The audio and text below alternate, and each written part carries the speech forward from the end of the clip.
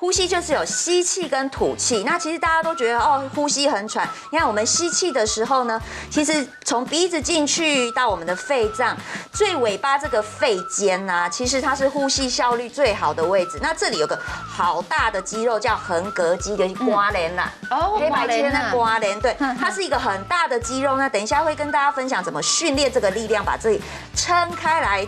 那这个肌肉会往下降，往外扩，让这个空气整个像那个。suction 就是吸真空，这样把它抽进来。那还有就是呢，我们吐气的时候呢，大家咳嗽的时候，是不是这个肌肉就要往内压？对，把空气挤出来。还有就是我们这个肋骨，就是肋间肌。其实我们咳嗽的时候，大家有没有印象？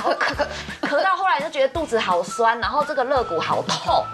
对，其实是因为我们那个肋间肌要帮忙用力，它用力过度了。第一个就是胸大肌，胸大肌在这里，就是我们手举起来哈，哇。大家特写一下，看一下这个地方会有一个，这个就是胸大肌。大家请用那个虎口啊，用手指抠着它，好，手这样子，好，然后来抠着它绕圈哦，酸美。大家应该会觉得酸酸的，手绕大圈一点，手要捏紧哦。